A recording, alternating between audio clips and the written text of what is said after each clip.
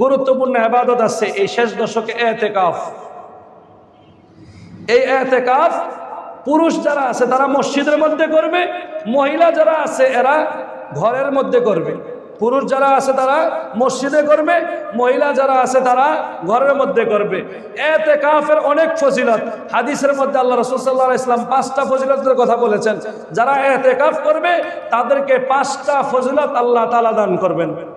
1 নম্বর ফজিলত হইল যারা মসজিদের মধ্যে ইতিকাফ করবে আল্লাহ তাআলার পুরাপুরি রেজামন্দি, আল্লাহ ওই ব্যক্তির উপরে রাজি খুশি আছেন, এটা এই 10 দিনে ইতিকাফ করার দ্বারা বোঝা যাবে যে আল্লাহ ওই ব্যক্তির উপরে রাজি খুশি।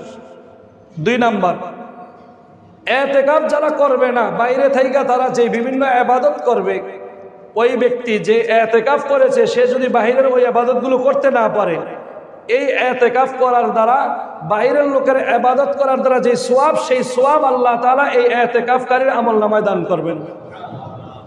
3 নাম্বার, যে ইতিকাফ করবে প্রতিদিন ইতিকাফ করার বিনিময়ে আল্লাহ তাআলা তার থেকে জাহান্নামকে 3 ফরসক আর 1 ফরসকের পরিমাণ হাদিসের মধ্যে এসেছে বাইনাল খাফিকাইন, মাশরিক থেকে মাগরিব অর্থাৎ আসমান থেকে জমিন পর্যন্ত যতটুকু জায়গা জাহান্নামকে এক দিন ইতিকাফের বিনিময়ে 3 আসমান জমিন দূরে সরাইয়া দিবেন।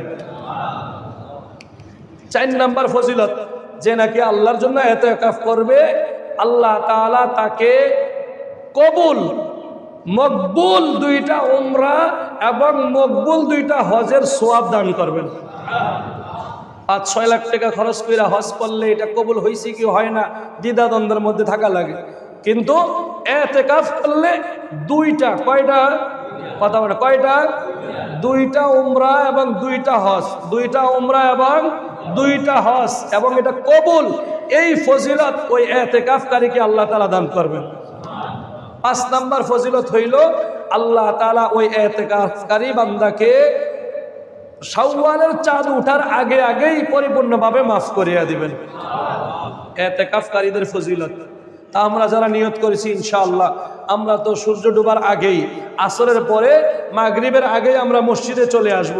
এর বাহিরেও আমরা নফল ইতিকাফ 1 দিনের জন্য, 2 দিনের জন্য, অথবা বেজর রাত্রি যেগুলো আছে এই রাত্রিতেও আমরা ইবাদত করতে পারি, ইতিকাফ করতে পারি। আল্লাহ আমাদের সবাইকে বুঝার, আমল করার তৌফিক দান করুন। ওয়া আখিরু দাওয়ানা আলহামদুলিল্লাহি রাব্বিল আলামিন।